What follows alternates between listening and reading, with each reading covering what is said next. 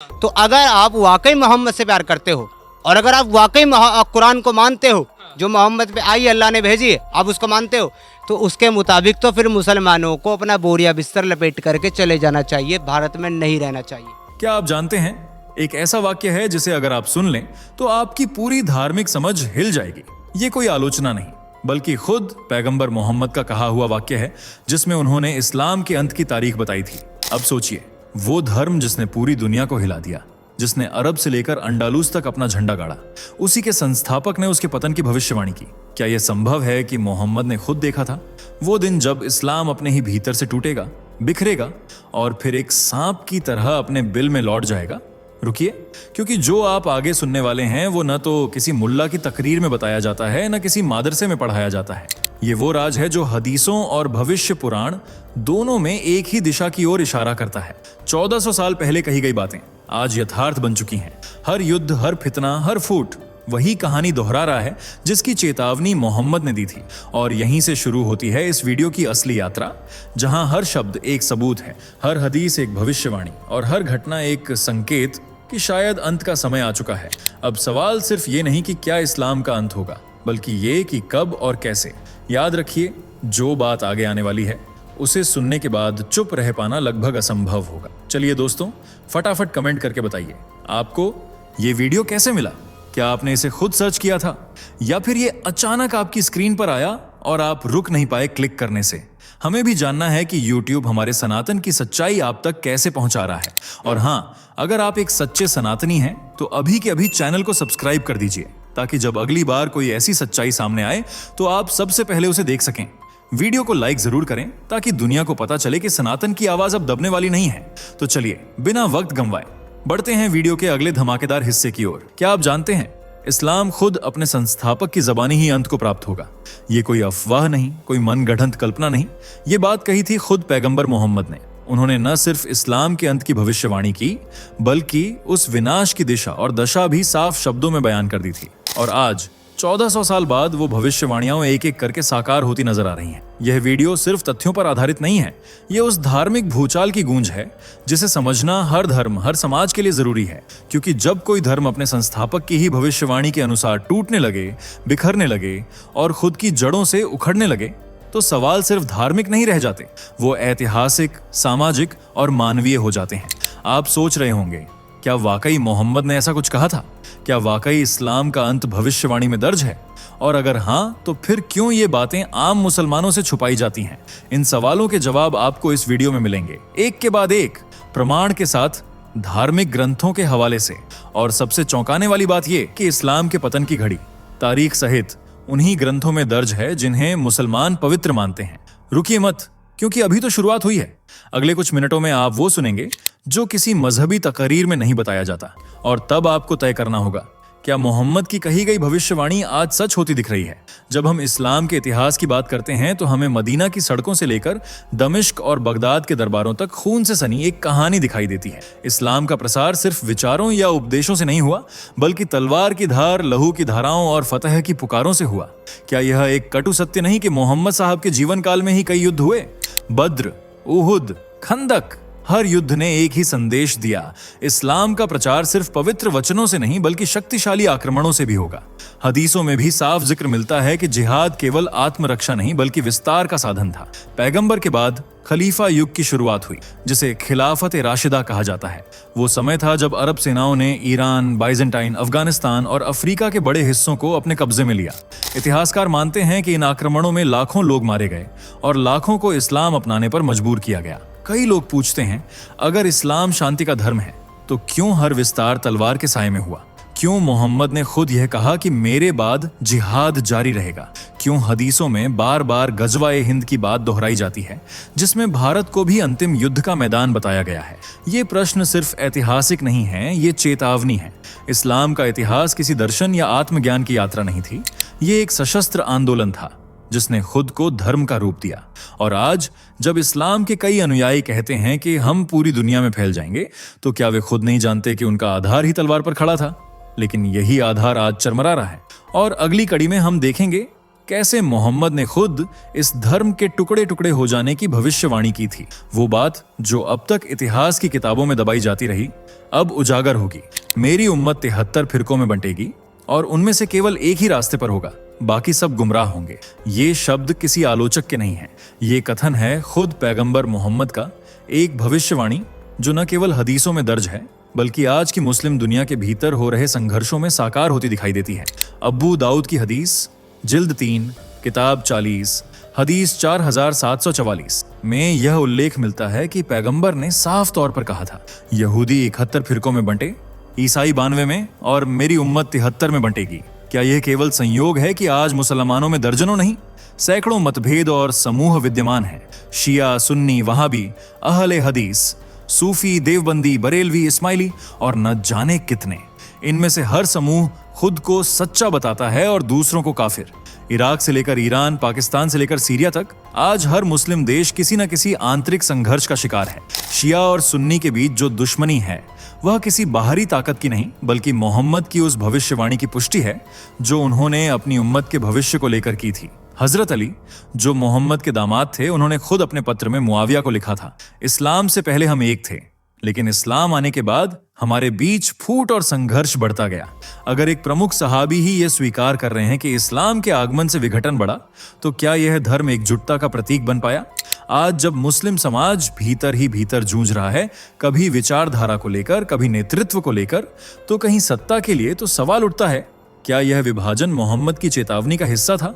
और अगर सिर्फ एक फिरका ही सही रास्ते पर है जैसा मोहम्मद ने कहा, तो बाकी 92 क्या कर रहे हैं?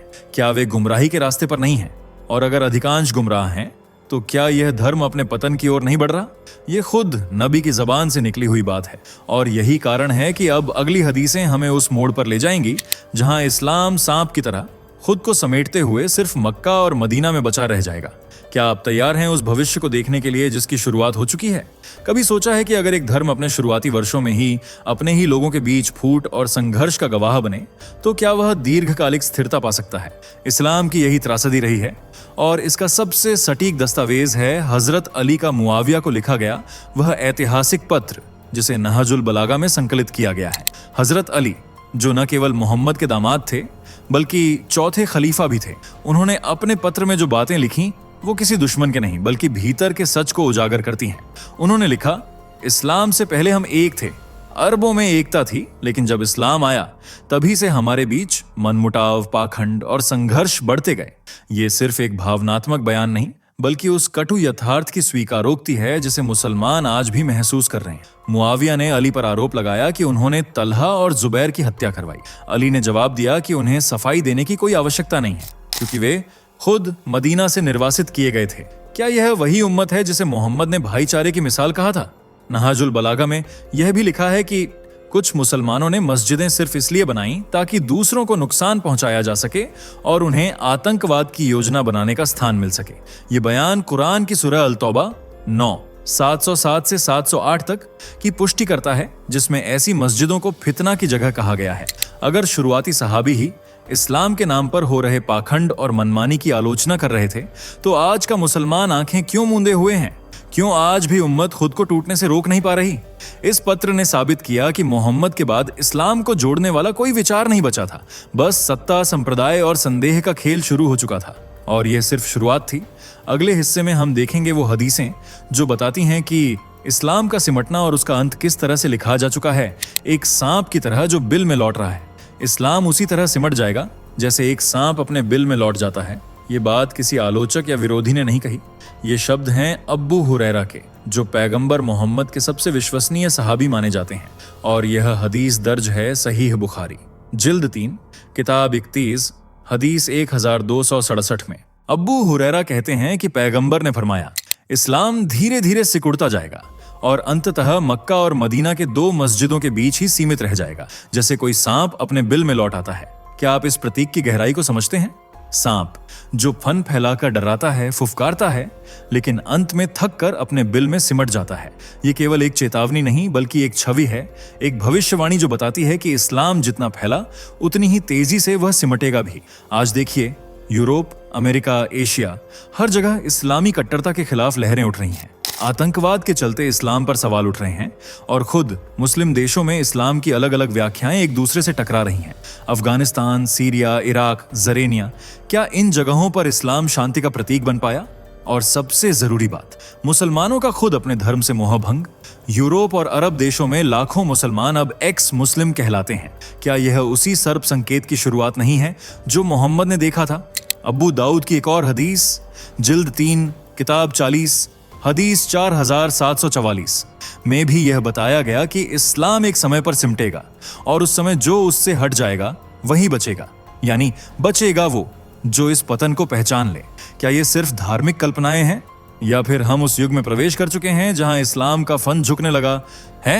अब जब इस्लाम खुद अपनी जड़ों की ओर लौटने लगा है, मक्का और मदीना तक सिमटने को मजबूर है, तो अगली बार हम देखेंगे हजारों साल पहले भविष्य पुराण में क्या लिखा गया था इस्लाम के उदय और अंत के बारे में।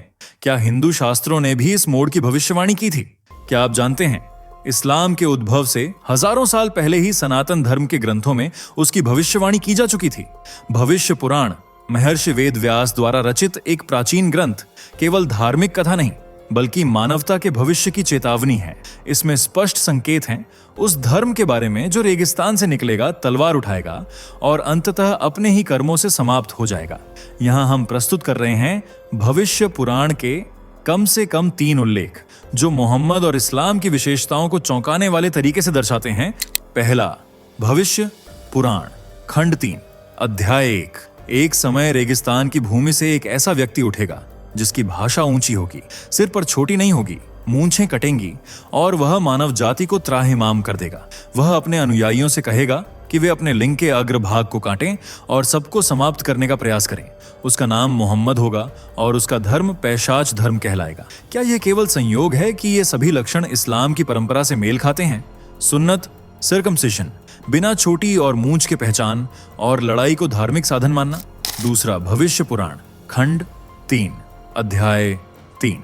असुरों के वंश से उत्पन्न यह धर्म युद्ध और रक्तपात को पूजा मानेगा। वे अपने आप को धर्मात्मा कहेंगे लेकिन उनका आचरण अधर्म को जन्म देगा।